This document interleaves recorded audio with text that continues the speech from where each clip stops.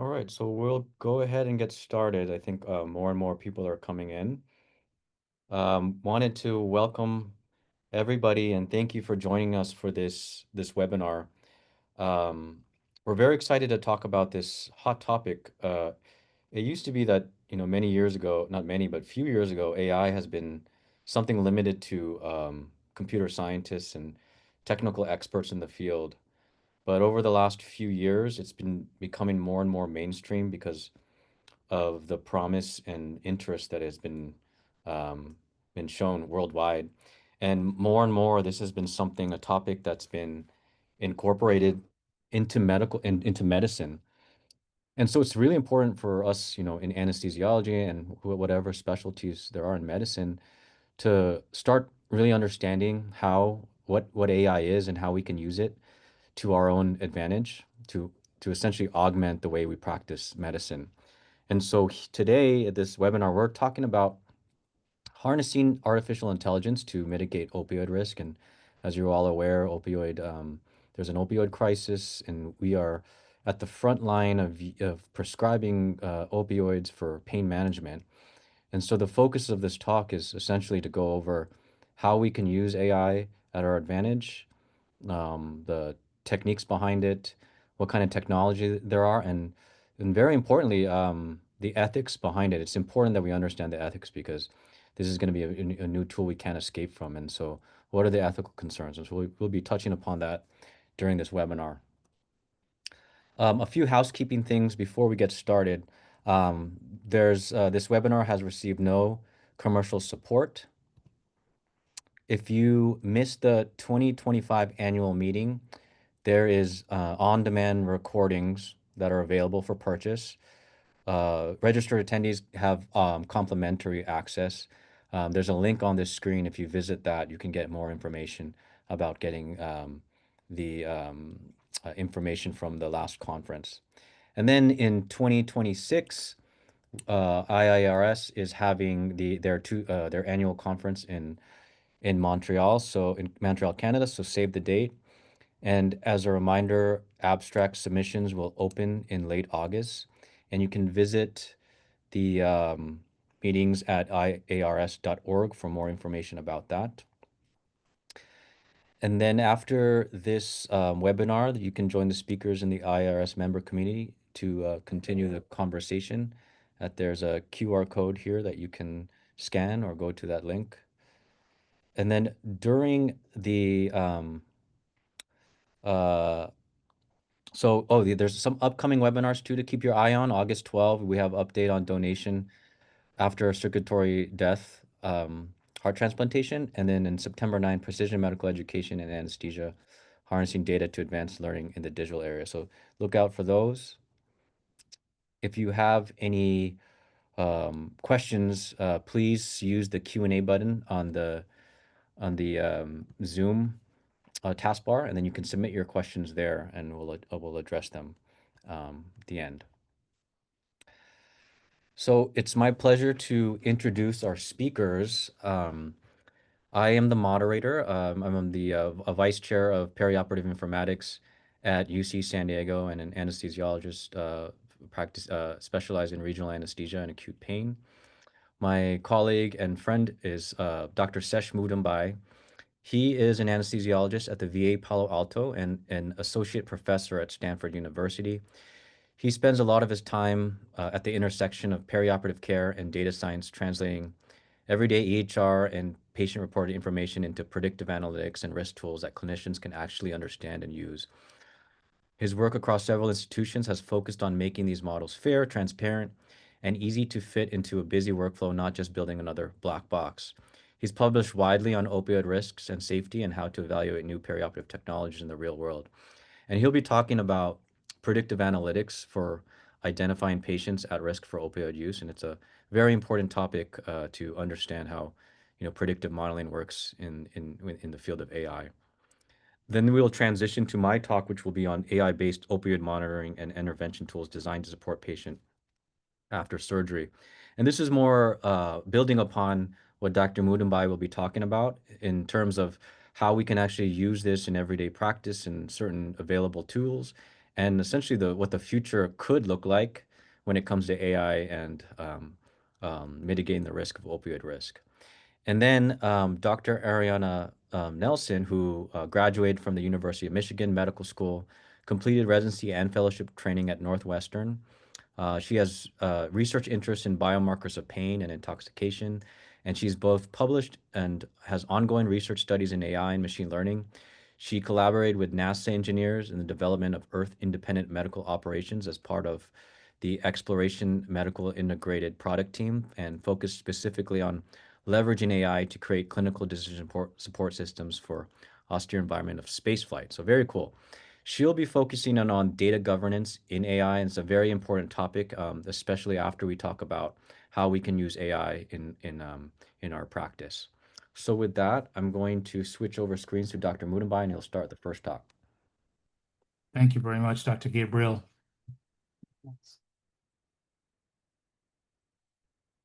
Let me just...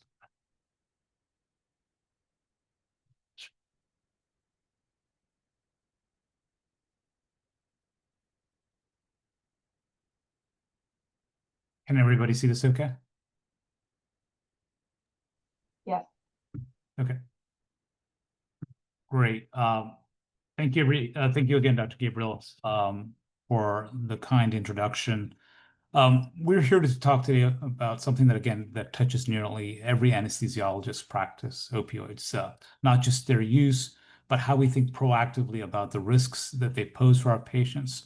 My focus today is on how predictive analytics, when designed thoughtfully and used responsibly, can help us just do that. Over this next session, we'll explore how to better identify patients at risk for opioid misuse in the perioperative setting. I'll share a mixture of clinical vignettes, real data, and some practical tools. We'll also look at what's missing in our current toolkit and how new models and workflows can help those gaps. I have no conflicts to declare, and my views do not necessarily reflect those of the Veterans Health Administration. There are 4 key ideas that I hope you leave with today. First is opioid risk isn't a one-size-fits-all. Each patient deserves an individualized assessment, and that's where increasingly the field is going to. We need an interpretable analytics pipeline, so you're thinking really from data to model to action. And as Dr. Gabriel was mentioning, there's some foundational principles here that build trust. These include fairness and continuous monitoring. These are not necessarily optional. And the goal is impact. Moving beyond just saying these are a high-risk patient, how can we really look to target, key outcomes that, for example, targeted consults, tapering plans, proactive monitoring after hospital discharge, so that we really look to start to move patient outcomes. Let's begin with the case. This is Alex, and again, it's a composite case, fictional case, but I hope it really illustrates some points that are relevant to this whole topic. Alex is a carpenter. He's 38. He's in basically in an OR schedule for outpatient wrist fracture surgery. It's a busy hospital service. He has a past medical history of a 3-day opioid script. He has also a history of anxiety, poor sleep, nicotine vaping. He's used also multiple pharmacies. It's a busy service, and he appears low risk in a rapid preoperative workflow. He undergoes surgery fine, and he's discharged with a few days script for opioids and some standard pain medications. But then let's widen the lens a little bit. Why does perioperative opioid risk still matter? If you look to your left, these are trends in drug overdose deaths over the past roughly about 20 years. And what you can see is that prescription opioid deaths still continue to be 4-fold up. With synthetic opioids, 103-fold increase, methamphetamines, being 64-fold, cocaine 7.6. There's really been no flattening here. And while there have been some recent dips, as an overall trend, that the risk for opioids still very much matters within the United States and certainly worldwide at a national level. At the same time, if you look on the right side, surgical opioid dispensing rate has continued to decrease. And I think this is certainly a widespread phenomenon. This is a study that looked at opioid prescribing from 2016 to 2022. And what you can see is that there's been a decrease. However, the average surgical opioid script still contains a fair number of pills, typically in the 40s to 50s, far above what most patients actually take.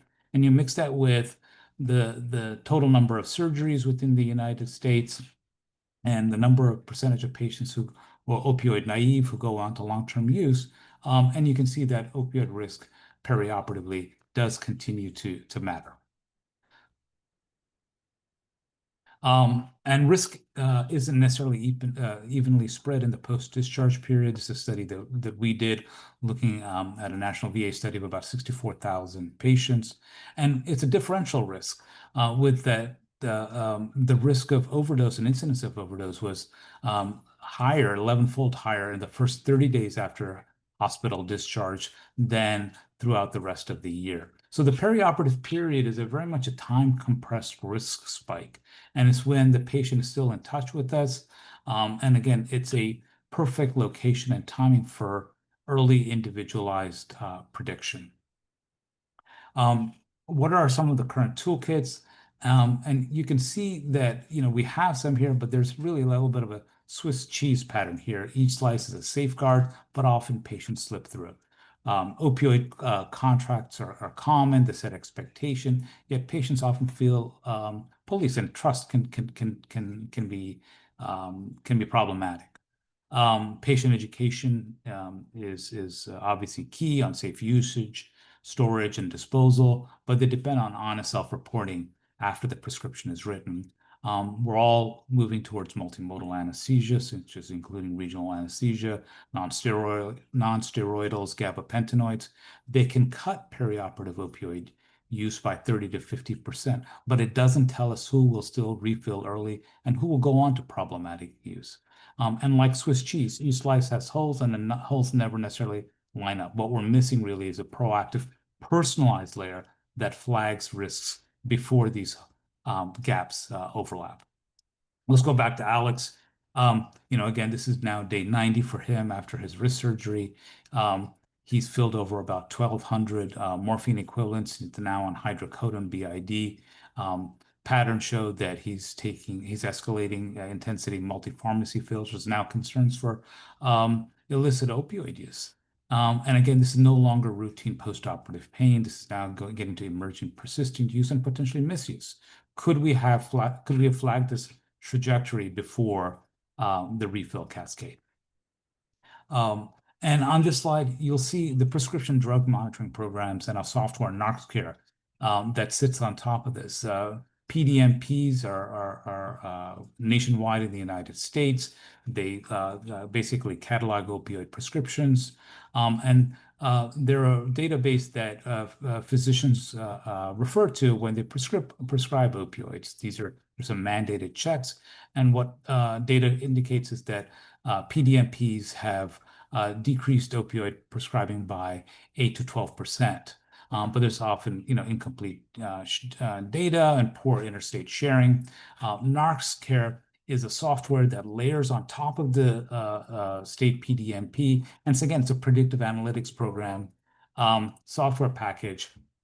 And I can see on your right that there's both an unintentional overdose risk score model and NARC scores that look at narcotics, sedatives, and stimulants. These scores range from 0 to 999, with basically quantifying, ranking exposure against a state average, the last digit being the count of active prescriptions. And again, these are tools that have been developed to help physicians and prescribers make risk assessments. And what you can see here below that is also the opioid overdose risk. This was a model that was built on logistic regression. It was trained on 5,000 cases, patients who overdosed and died, versus 500,000 controls. And this was done in a period around 2013 to 16, and there was some external validation. And what you can see here in this next slide here is that, but there are limitations. Nearly half the scores weight sits on just basically two features: the history of opioid use disorder and early high-risk dispensations. Lowest weighted risk features actually contribute less than 1%. So a single error can really shift the score disproportionately. And studies have really looked to point out some of the potential limitations of this predictive software, which is like narrow validation cohorts versus a nationwide deployment, no real published subgroup fairness metrics, and Dr. Gabriel will bring that up, and little evidence of impact on clinical outcomes, which I think again goes to what are predictive analytics about. So predictive analytics really, again, is about forecasting clinically meaningful events before they occur to enable proactive intervention. But why consider machine learning? Because it can combine weak signals into a strong prediction.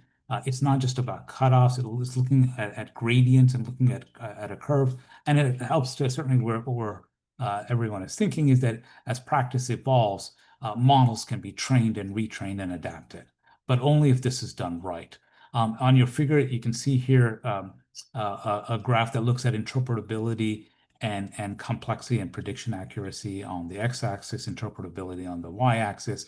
And there's really a trade-off with models that are potentially much more interpretable, such as regression models, linear logistic regression, classical statistical approaches. While they may not have the prediction accuracy, they are much more interpretable to clinicians.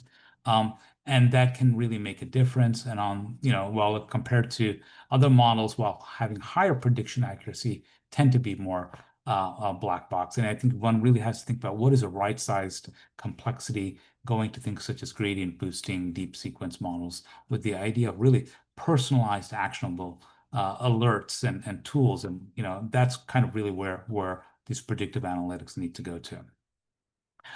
Let's kind of walk through the journey of building a kind of a predictive model here. It's just not really a technical checklist, but a story of how raw data can become something clinically useful. It starts with data preparation. This is the most time-consuming step for a lot of us. This is really where we spend time getting access to data, cleaning up messy records, transforming variables into consistent formats, engineering and new features. And it's very much the foundation before we can build anything else. Next comes model fitting, where we look to define the goal, like predicting opioid misuse or pain trajectories, and selecting the most meaningful features. And this is where choice of algorithm starts to take place, whether it's looking at something like a classification issue, looking at, like, say, binary outcomes, or a continuous outcomes, and then using, say, a regression model. Finally, we reach model assessment and explanation. Again, how does a model perform? And not just with accuracy, but thinking about cross-validation and out-of-sample testing, things that we can make sure that the model, again, helps to build trust if we're going to be thinking about deploying it. Data foundations really, and good models start with good data. Inputs include things such as electronic health record data, PDMP data, patient-reported outcomes, social determinants of health, laboratory, and increasingly everything else, wearable data, genetic data. And so, as you can imagine, this is just the beginning, and really thinking about what are the inputs that make most relevance to the predictive problem at hand.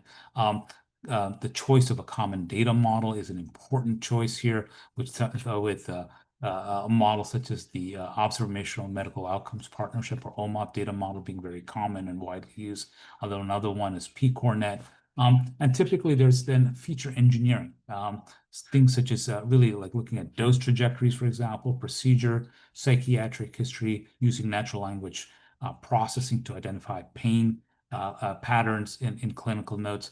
And all of this then sits, as you'll hear from Dr. Nelson, really within a framework of good data governance, such as really version data and a feature dictionary that is really tracked and enabling data harmonization. After training a model, the next question is really, how well does it perform? How can we then explain it? This is just some typical models that are widely used. We start with something like logistic regression. It's simple, transparent, common, easy to interpret. Then you move on to say something like gradient boosting, which builds small decision trees in sequence to improve the accuracy. And for complex sequences, such as like medication histories, we might use something such as LSTM or long short-term memory models. To evaluate performance, we use metrics such as ROC curves and precision recall curves. ROC curves, as you can see in that middle figure there, shows how well the model distinguishes between outcomes. This is a great tool when the number of cases and controls are relatively balanced between the two groups. And the more area under that curve, the better the model. On your right there is a precision recall curve, and that certainly tends to be better when the outcome is rare, such as an opioid related outcome like overdose. And again, this helps to highlight how many really true positives the model actually catches. But again, what the idea is that these curves show us whether a model is just not accurate, but clinically useful. And then, looking at some kind of really, and again, there's some data here that kind of illustrates the decision making here. That while logistic regression had an ROC of like 0.82 and a PRC of 0.24, gradient use boosting slightly pushed it up, and LSTM slightly pushed it up even more. In this particular study, gradient boosting, or XGBoost as kind of the typical version, was really chosen as the best balance between performance, interpretability, and latency. And another key aspect about looking at model development and performance is really how do we know that the model trained well? This is something that will be discussed a little bit more. But again, this is a key aspect, and one clues the loss curve, a plot of prediction error. Over time, a healthy curve really shows that the model is learning steadily. Loss drops off and then levels off. And if the validation loss starts rising while the training loss drops, that's really some concern for potentially overfitting. And again, the ideas of using these metrics, such as loss curves, to help us catch problems before we deploy. And again, one point that I would like to certainly kind of bring up here is that when it comes to high stakes decisions like in healthcare, wanted to refer you to this article by Cynthia Rudin, who's a computer scientist at Duke University, and she makes a really powerful argument that we shouldn't be just explaining black box models, especially in high stakes decisions like we do in healthcare. We should be starting with interpretable models from the start. Relying on these kind of post hoc explanations can potentially mask bias. And again, starting with really transparency by design, where you can exactly see how a decision is made, will build trust among individuals who will eventually use these analytic models to make important decisions. So an example of kind of a comprehensive predictive analytics pipeline in this study that looked at how can we kind of really look at individual level prediction of opioid risk, overdose risk. Researchers in this study analyzed electronic health record data from over 5 million patients with opioid prescriptions. They trained, they ingested a fair number of features from that electronic health record data, developed a long short-term memory model and LSTM model to predict overdose risk. LSTM models are great for time series data. They recognize, for example, escalating opioid doses, gaps in the care, or, for example, vital sign changes. And they found here that the LSTM model outperformed traditional approaches, achieving an area under the curve of 0.84. And again, they also identified risk drivers such as specific medications and vitals, again, giving useful insight. And what's a promise is that as we start to add data like genetics and social determinants, these models can get even more personal and more preventive. In this study here, looking at predicting postoperative pain and opioid use, and again, applying it to longitudinal EHR data. The authors of this study look to, again, how can we define and identify important features. An important tool in that are these SHAP plots that help interpret, on the left there, that show features like sleep patterns, activity levels, and BMI were key predictors across this cohort.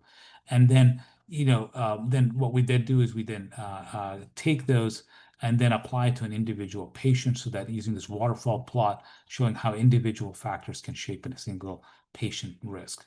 The idea here is again by highlighting both kind of cohort level and patient specific drivers. Um, Tools like SHAP can really help clinicians tailor plans and identify patients at risk for long-term opioid risk problems before surgery even starts.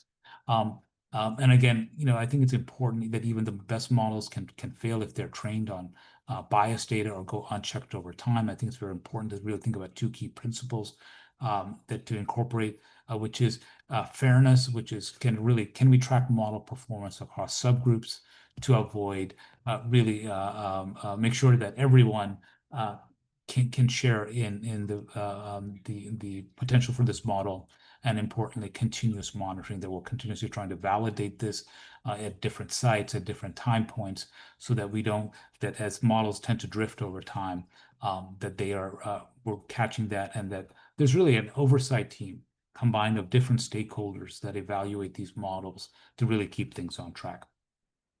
Um, I'd like to certainly kind of point at a tool that's widely used within the VA, which is STORM, the VA stratification tool for opioid risk mitigation.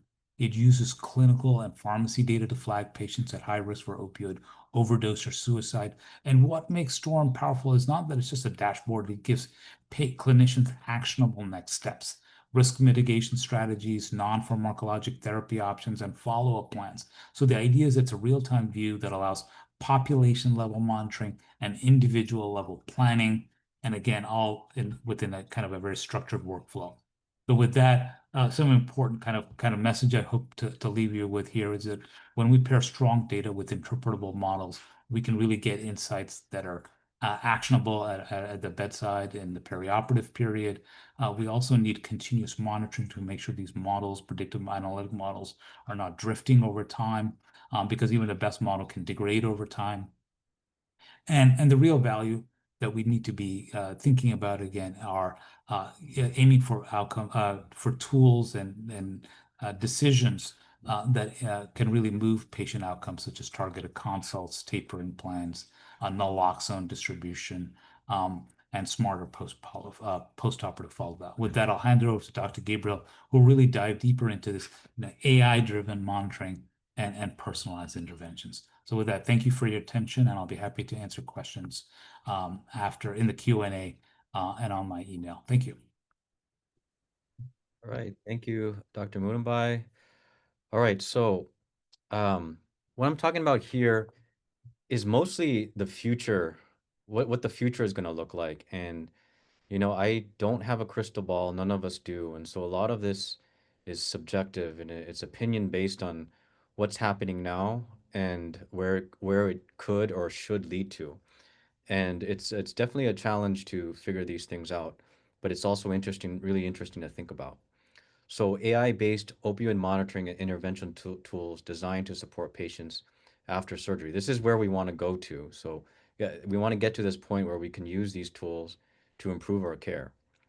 I do have some financial relationships with industry funding, but none of it I talk about today. So two things are happening right now. Okay, so you're seeing a lot of studies out there using AI, leveraging the state-of-the-art technology to create predictive models, a lot of what Dr. Mudumbai was talking about, um, and seeing how really well we're good at predicting things. The other thing that's happening, and that's always been happening over the last few decades, is us clinician researchers are developing and improving interventions for surgical pain for patients, anywhere from improving regional anesthesia, prevention of chronic pain, through clinical trials. Now, very two essentially different fields, but we need to get to a point where we can combine these two disciplines so that we can provide the right care, new interventions to the right patients. Because the issue comes up is, yeah, this new intervention is amazing and it provides, really good outcomes, but can we do it for every patient? A lot of times the answer isn't no, and the barriers come because of costs, it becomes of resources, it becomes of expertise that are not available. And so that's where we got to go in the future, where we're trying to think about using AI to provide precision-based medicine, personalized medicine, to use these cool interventions that a lot of us have been publishing about. Now, when we think about the surgical pathway, right, there are two, when we think about outcomes, we can simplify it to two outcomes when it relates to pain. So a patient undergoes surgery, they have appropriate preoperative management, postoperative monitoring. You do the best standard of care you can do, whether it's through ARS protocols, multimodal analgesia, through specialized teams, through state-of-the-art surgery. But there are still patients that end up in this red box where no matter how well we tried, they have persistent pain, persistent opioid use, which can lead to opioid-related adverse events like dependence, addiction, misuse, etc. And then we have, hopefully the majority of patients in the green box, which is great recovery in regards to opioids because of how we're improving our care for these patients. But the question is, we need to fix that red box, right? But we have limited resources to do it. So how are we going to do that? How are we going to get more patients from red to green? And so what I want to talk about first, before I go into the AI and using that, is what are some cool things that we, as in our community, have been doing to provide really good pain control and outcomes for especially high risk patients. And so a lot of us talk about inpatient acute pain services with specialty services. Um, this is there's a spectrum of how much APS is involved in pain management. It can be from placing neuraxial blocks to, you know, um, first to call pain management and opioid management in as an inpatient, which is really great. But now again, the problem is surgical volume is increasing, right? While the resources we have to provide this care is not increasing at the same rate. And so that just means we can't provide APS for every patient out there. And so we're going to miss some that actually need it more, and we're going to provide it probably for those that may not need it as much. You'll see a lot of things about novel regional anesthesia modalities like cryoneurolysis and peripheral neuromodulation, which has been techniques used in chronic pain for decades, but recently been introduced in the acute pain setting. Now, there's limitation. The outcomes with this are great when it comes to improvement in persistent pain after surgery, but there's limitations where we can't always do this. In reality, in real life, we're not going to be able to do this for all these patients, and I'll get into that. I'll talk about the barriers in a bit. There's transitional pain clinics, and when we think about acute pain management, you're essentially thinking about just the first few days of surgery, but when the patient gets discharged from the hospital, they're still going to have pain. There's this often unrecognized period of time of pain. There's the acute pain period, and then months later is the chronic pain period. In between is that subacute pain period, that transitional pain period, where we have to really start thinking about what we can do better to prevent subacute pain turning into persistent pain, turning into chronic pain, to a chronic opioid use and addiction and a dependence. And that's where the transitional pain clinics come in. But again, there's limitations with that when it comes to from a resource standpoint. And then we've been hearing about more and more pharmacological agents, especially non-opioid analgesics. Suzetrigine has been something that has been very popular and of widespread interest. And this is something that would be potentially beneficial for patients, but there's the barrier of cost, right? And so, when we at our institution, when we are moving this into our regular formulary, there are some questions that are asked from pharmacy. We're not going to be able to prescribe this to everybody, so give us a guideline of who would be appropriate for this, so that from a cost standpoint. And then you think about that, and the ideally would be like everyone, let's try this on everyone, but maybe that's not the possible because of cost. So then an ideal answer would be, what about those that are highest risk of opioid dependence? Give them more non-opioid analgesics despite the cost. But then the question is, who are those patients? Some are easier to predict and some aren't. And that's that red box I was talking about where, we don't want that, but that happens. And so we need a better way of identifying these patients so we can fine tune our guidelines for who gets what, who gets more and that would benefit from this. And so, I want to talk about an example. This is the talk isn't about cryo, but this is an example of one intervention. So cryoneurolysis, in this study we published in Anesthesiology, was a clinical trial where patients preoperatively received intercostal cryoneurolysis before their surgery. They also received nerve blocks. Now, what this essentially is showing through a randomized controlled trial is that the incidence of chronic pain after mastectomies decreased significantly in the patients with, who were in the cryo group versus the sham. Now, this sounds like, okay, let's all do this starting tomorrow. Everyone, let's do it. But not that easy. So, you know, what we have to think about is, do we have the resources to do this procedure? It took about an hour to do before every surgery. Are you going to be able to do that for every patient in the preoperative setting? Probably not, because it's a fast-paced setting. There are some reimbursement questions around it too. And so we have to think about, okay, this is clearly beneficial for these patients, but we need to figure out who should get it and how. Transitional pain clinics. And so we published this article in Rapum a few years ago, talking about the business plan of transitional pain clinics. And so what this is an outpatient program um, that provides multimodal type pain care for surgical patients. And it can range from a number of things. Not every transitional pain clinic offers this, but these are potential options. If you look at the table at the bottom, here are some things. So pharmacological, like opioid weaning assistance is one option. So traditionally, it's the surgeons doing this. Now, if we have expert pain physicians doing this, might do a better job. Procedural, which I mentioned again, neuromodulation, cryoneurolysis. We could do this as an outpatient. Acupuncture may have some benefits. And then non-pharmacological approaches like pain coping skills, sensory therapy, psychological interventions. And there's a hypothetical plot on the right side, which essentially shows that as surgical volume increases, you get a better cost to you get a better benefit to cost ratio. Now, this also sounds amazing, but of course, this is a resource issue as well. One, not every institution will be able to provide this, and if they do, as I mentioned before, surgical volume is increasing. We can't do this for everybody, so we need a better way of determining who should benefit from it. And it's always better to figure out these things early on, before it's too late, because that would potentially lead to better outcomes.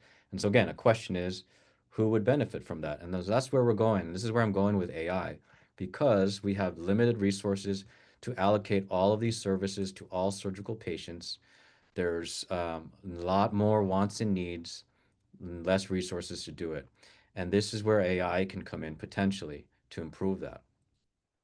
So some ideas of where AI can be integrated into this workflow is, you talk about preoperative management. We can use AI to predict those that are high risk prior to surgery so that we can plan for them to get, more specialized services from APS or outpatient chronic pain management, assign transitional pain clinics, do these specialty regional anesthetics, have them be appropriate for routine non-opioid analgesics such as suzetrigine. And I was going to give you some examples of some of these. And so in this review paper, went over a lot of the different predictive models that have been developed for different types of surgery here. So spine surgery, total knee, hip arthroplasty, arthroscopic joint surgery, ambulatory surgery. And I want to keep in mind that all of this stuff has been published, and it's and showing that it can predict pretty well. But what needs to happen is actually using these things and testing to see if it's working. So right now, I'm going to go over a little bit about these studies. About a year ago, we published this one in spine surgery, where we looked at patients getting major spine surgery and aimed to predict which patients were going that continued to have persistent opioid use 3 months after surgery, um, and looked at a number of different characteristics from the type of surgery, comorbidities, demographics, preoperative pain, medications used. So a number of things you can automate extraction from the EHR And then on the top right is those AUC plots that Dr. Mudumbai was going over, and it's showing that it showed good prediction performance. And on the bottom is a explainability of it. This is that chat plot, another thing that Dr. Mudumbai showed, and it basically shows from top to bottom some of the most important features for predicting persistent opioid use, which is anywhere from age, preoperative opioid use, which is not a surprise, preoperative pain scores, so what they reported, which is also not a surprise, and a number of other things as you go down that list. And so you can see how these models can be explainable. You could see that it can extract data from the HR automatically and then predict who's going to have persistent opioid use with with very good accuracy in this particular population. In University of Michigan, they looked at about 30,000 patients and to predict who would also develop uh, persistent opioid use after surgery. They did show that it's harder to predict those who are opioid naive, which makes sense. You know, some of these patients are easy to predict, right? We'll just say, oh, they're on chronic opioid use. Of course, they're going to be high risk. Let's do some extra stuff for them. Sure. But those opioid naive patients that don't use opioids currently, we need to figure out how to do a better job for them. And then they show that age, sex, preoperative opioid use, pain scores as well, and some other stress scales were predictive. So that's the way we can identify preoperatively. But we also have to think about how can we use AI postoperatively, right? And that's when monitoring comes in. Um, can there be an automated way of monitoring how these patients are doing, and then we can flag them and say, okay, they're high risk. Let's do something about them because we haven't been doing something with them already. Um, there are in this review paper we also go over these types of tools that go around opioid use monitoring and support, surveillance of persistent opioid use after surgery, and detection of opioid misuse and use disorder postoperatively.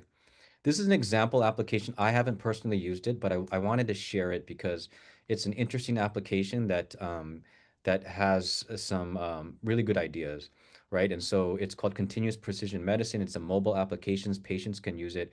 It uses elements of gamification to screen how patients are doing with pain.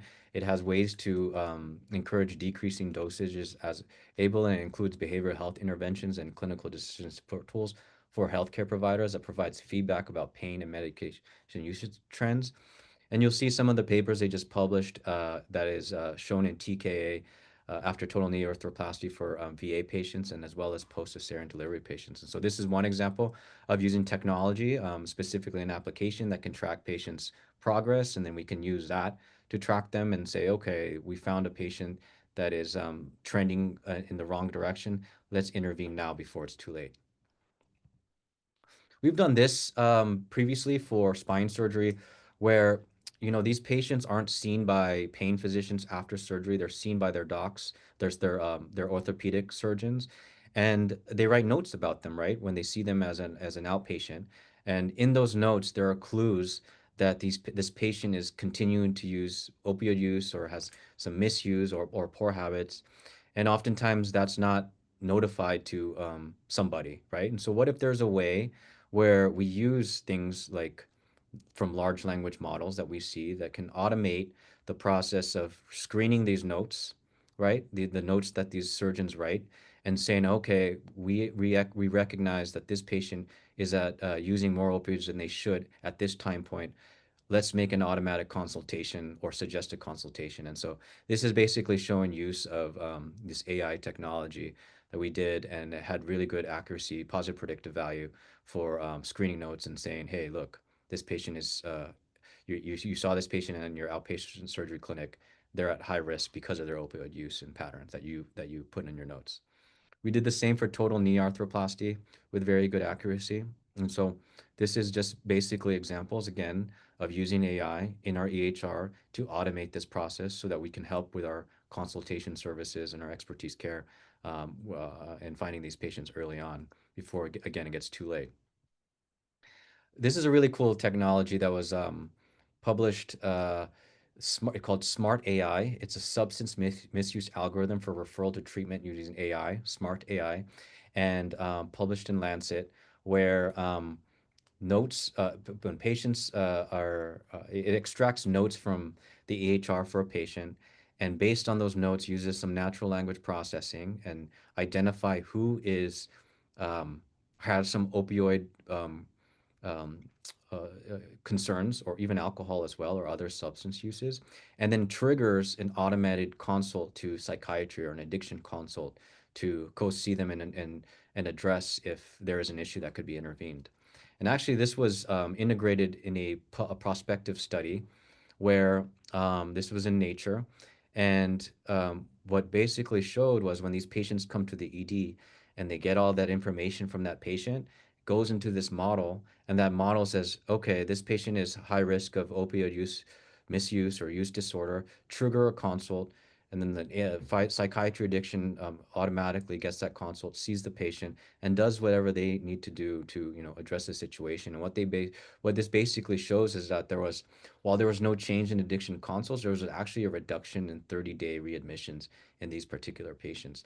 Now, this is not focused specifically on surgical patients, but it gives an example of what we can do with our surgical patients. So, in previous studies I was showing, we were identifying persistent opioid use in surgical patients.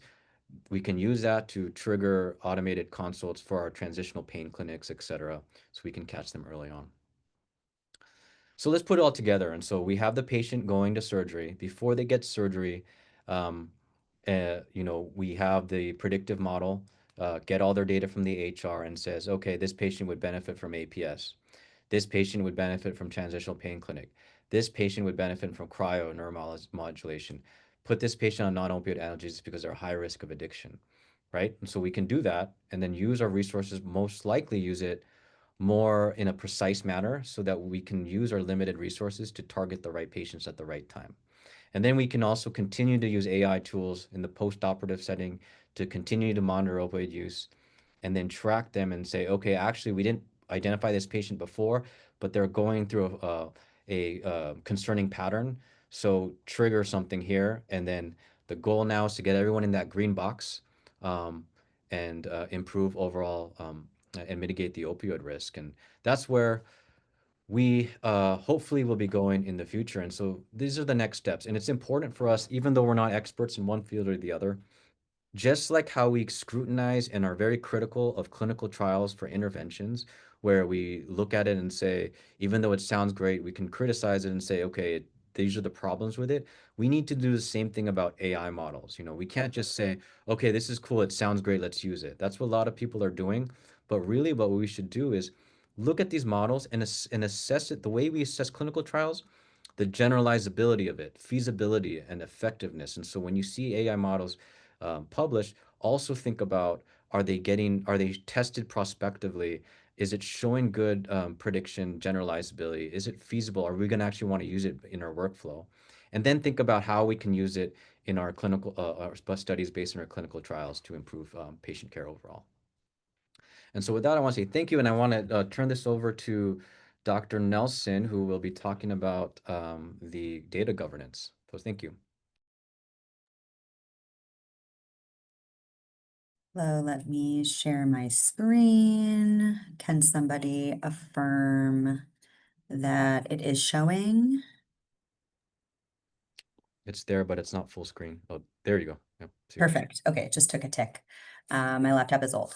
So, welcome everybody. The other two lecturers today have touched on the importance of data governance, and it's I would say the harbinger of doom in a way. I think I am an eternal optimist at heart, but when it comes to medical AI, I have a lot of cautionary advice to give us all. I have nothing to disclose today for this presentation, and I'm going to be talking a little bit about how AI can benefit us in terms of optimizing administrative workload and the impact mostly of the data integrity and its accuracy in AI clinical systems. But then I also mostly will be talking about how AI could maybe be used against patients, because that's a very problematic and it's becoming more and more evident to me. So I think number one most important thing is that we as physicians cannot be passive about the integration of AI. We cannot do the same thing that we did for electronic health records and just let this overtake us and now be grouching about how it's not user-friendly. We are the end users, and it's not conducive to us being able to build rapport with the patient for us to be looking at a computer screen. Because Industry 4.0 is by nature extremely dehumanizing. I'm not sure if everyone's familiar with the term Industry 4.0, but that's the idea that we are in the middle of the fourth industrial revolution. And big data culture, like the cyber physical systems, the Internet of Things, augmented reality, all of these things seem like an optimistic future is upon us. But there are real problems with how we implement that, especially when we're looking at data and making big generalizations like my two colleagues discussed. If there are data entry errors, data missingness, this can be problematic in terms of declining to provide care for certain patients, missing records, incomplete records, and then just corrupt data in general. And most clinicians do not know how to clean data and make it actually accurate so that what the algorithms are spitting out are going to be truly reflective of what a patient is experiencing, and what they would need. So it's difficult to argue that AI is rapidly eclipsing human capabilities in terms of its diagnostic reasoning. There are a plethora of papers out like this that show when you take a known case, and pit AI versus physicians and try to see the differential diagnosis and evaluate the best diagnostic and therapeutic steps. When it's evaluated by a physician, the outputs from a physician plus ChatGPT or physicians just with their usual resources like their textbooks and the computer. Doctors did worse than doctors plus a large language model, which I guess makes kind of sense. Doctors plus LLM are better than docs alone.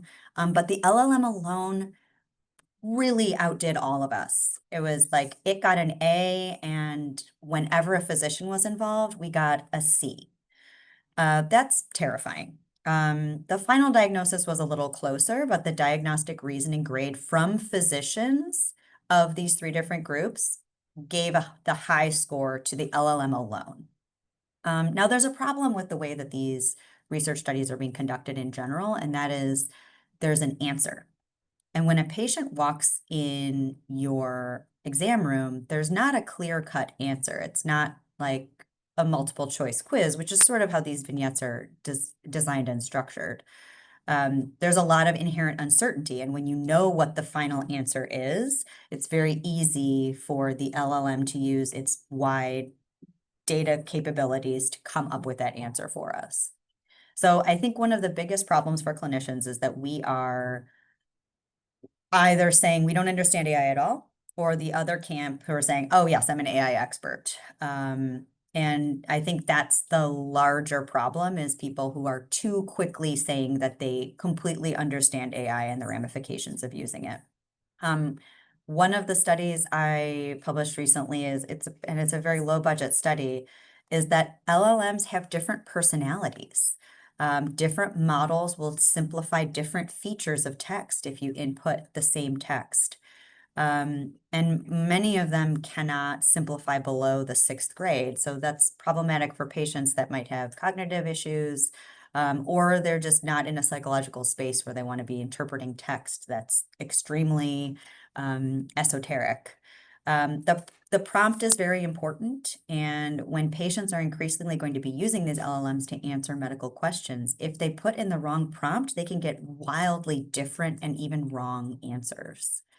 So ways that we need to leverage AI now is, yes, use it for note writing, use it for image classification to help radiologists, or in real time for image guidance, use it to help us construct these diagnostic algorithms, but don't allow it to make decisions about what patient gets care when that can actually amplify existing biases that are in the system. Patients who have, they're underinsured, they're going to have worse outcomes at baseline, that is known. So they're already being denied that care. The AI system can easily say, well, this patient will do worse, and therefore should not, they don't necessarily will benefit from these extra measures that we would be taking. I think the future of medicine, especially pain medicine, is at a crossroads right now.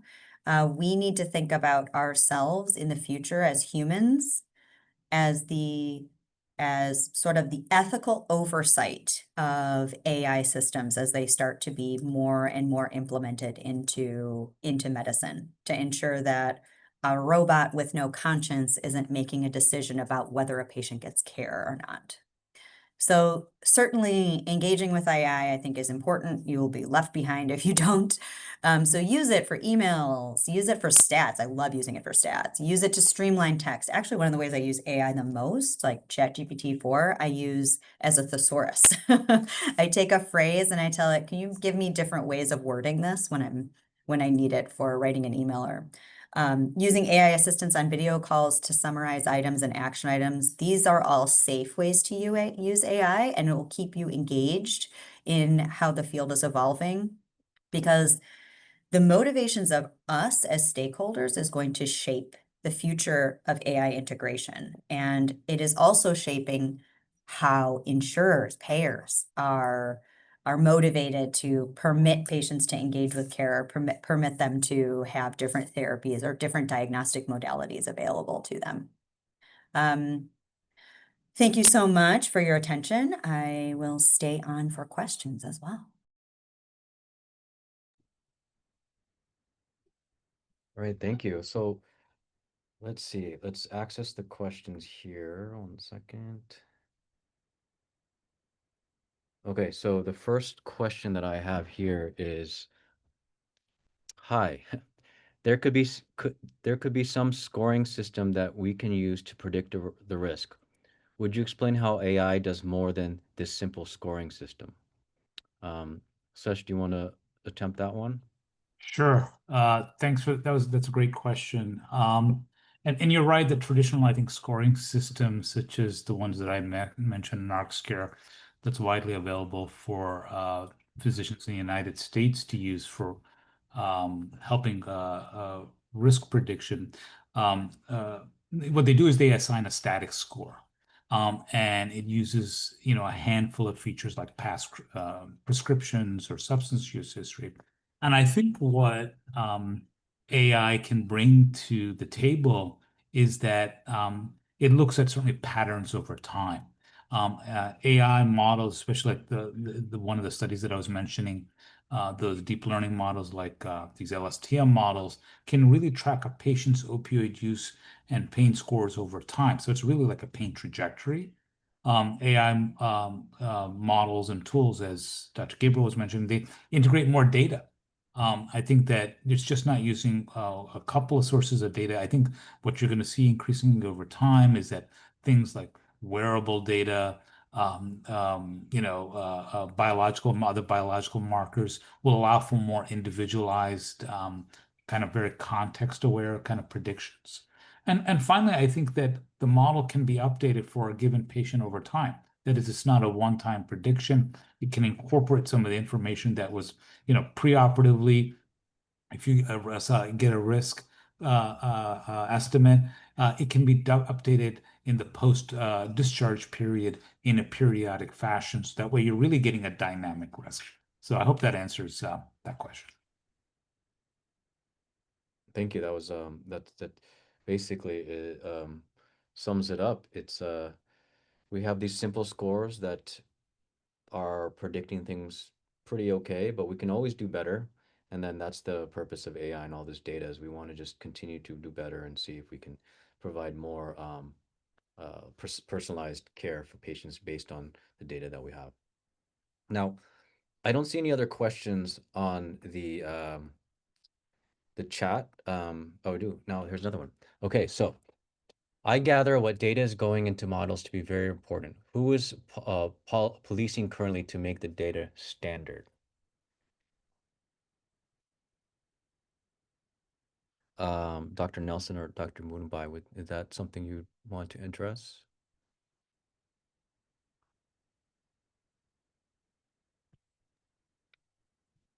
I can take another stab at this, and certainly, Rodney, if you want to also, address this.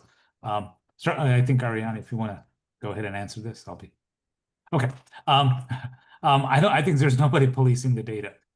Frankly, that is, I think, the answer. It is, I think, up to us as physicians and as specialties to make sure that we really monitor the quality of the data, because I think just like it's, that age-old saying, garbage in, garbage out. I think that whatever models that we use, if we ensure as a profession and as a specialty, that we can really ensure that if the data is high quality and robust, then I think we'll build trust in our models.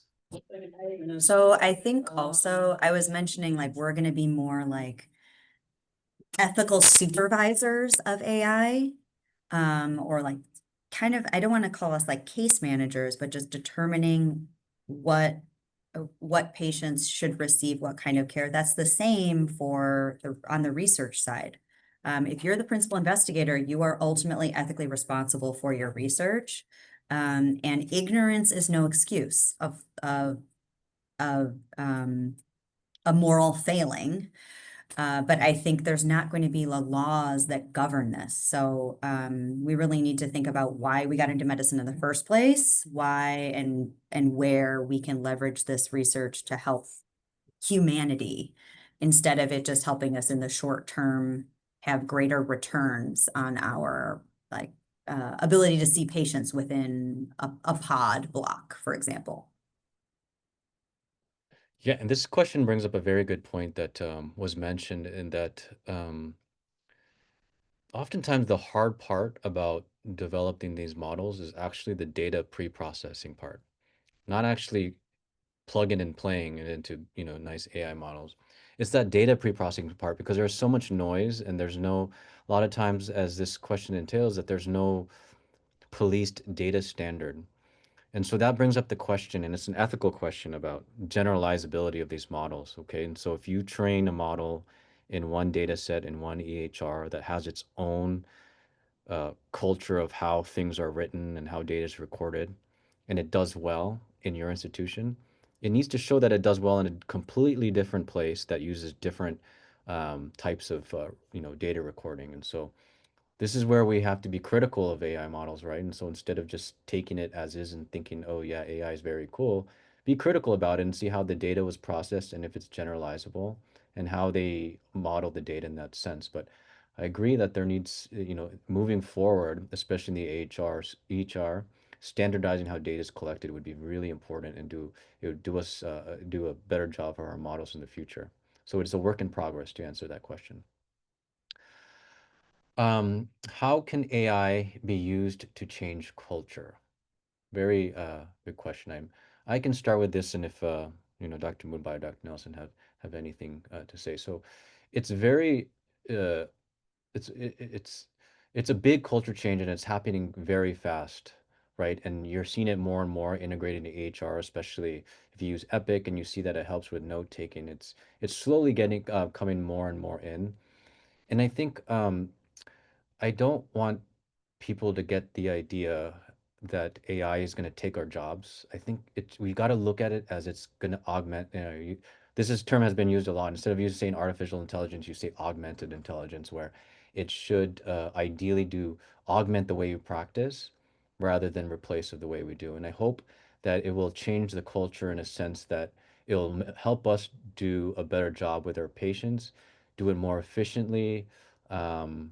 And overall, hopefully decrease our workload. And that's the goal. I don't know if any of you guys have anything to add to that. Yeah, I mean, I agree with everything you're saying. That's the goal of augmented intelligence. I think though there is sort of an arms race between payers, healthcare administrators, and clinicians that we all have our own goals, our own motivations. Physicians probably, we'd love to have improved access to care. We'd love patients to receive the best care they possibly can receive. Payers would love to have the most streamlined, cheap care of patients. So I think that's something to keep in mind too, is the different motivations of the stakeholders. Great. Okay. Next question. Real quick, Tracy, do you know how much time we have until? Oh, there's a lot more questions. I just want to make sure we have enough time to get to as many as possible. Should we say 5 more? Yeah, you could do 5 to 7 more minutes, and then anything after that could be answered through the online community. Okay, sounds good. Thanks. So how have you integrated like models like this into day-to-day practice? I can give one cool example. It's not necessarily related to pain, but it is something that is that we do here at my institution where, you have a preoperative care clinic. We call it here the anesthesia preparedness clinic, and the purpose of this clinic, like other institutions, is to have patients before they come to surgery, see an anesthesiologist and see if there's anything that needs to be optimized, et cetera, to prevent same-day cancellations and complications. Now, as I mentioned before, this is a great service, but the problem is our surgical volume is increasing way more than the amount of space and resources we have in that clinic. And so we developed a model that's integrated into our EHR that uses their data to triage and say, based on this patient's history and this and that, they're recommended to have an in-person visit. Based on this, they're recommended to have a phone call visit. They're recommended to see a mid-level provider versus anesthesiologist, or a same-day evaluation. No pre-op clinic is needed is done. The goal of that is to deal with to be able to handle as many patients as we can with the limited resources that we have.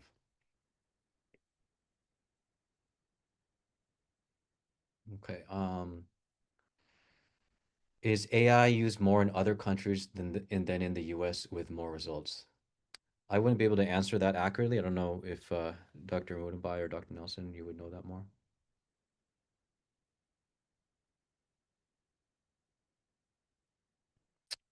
Yeah, so don't know, but it's definitely worth looking into. So I think we'll look into that and get back to you on that question. Um, what specifically part of the world where I'm working, the driver's outcome is very different for where I work in the UK. Again, thanks for the answer. Okay, that's not a question. Okay. How will AI help 5 billion people in the world who lack access to safe surgery and anesthesia? Very good question and very difficult to address. I do want to say this brings up a very good point that one of the things that could happen that's a negative impact is AI can perpetuate disparities in care. And what I mean by that is a lot of this cool AI stuff we're talking about really can only be done in places that have the resources to do it, right? And so you need a fancy HR, not just the EHR, but you need the technology and personnel to integrate into the EHR. You need clinicians to use that to handle to fine tune their care. And so what's going to end up happening is that those that are with more resources are going to take advantage of this, while those that don't have those resources will not. And so that may perpetuate those disparities. And so we have to really look out for that. And um, it comes down to be in order to integrate these into more places that lack access to safe surgery and anesthesia. Um, we need to think about how they're going to get those resources. I don't have those answers, but it is something that definitely is should be kept in our minds as we're moving forward with this. If you guys have anything to add to that, that would be great. I mean, yeah, thanks, Rodney. I mean, I think, as we look to start developing increasingly these predictive models, and then putting them into practice, just to kind of reiterate, I think, I think we need to make sure that these kind of foundational practices are built in at the time of, at the project proposal and in the model kind of development in how data is set up, how data is cleaned, what data is included, what data is not included. Because one of the things that we need to make sure, again, is that subgroups are adequately represented in the data. So, for example, as we look to develop models that look at perioperative opioid risk, I think it'll be potentially very helpful to have data that is really drawn from low resource settings that can be and really having models that are also developed that can potentially address some of the kind of unique issues that are within low resource settings. All right. Well, that leads us to the end of this webinar. I want to thank Dr. Nelson, Dr. Mudumbai, and the IARS for organizing this. Was hopefully a stimulating talk for everybody. Of course, there's a lot to learn about it, and we're not quite there yet. And so it's important as a community that we continue to think about this moving forward. So thank you again, and looking forward to meeting with all of you once again.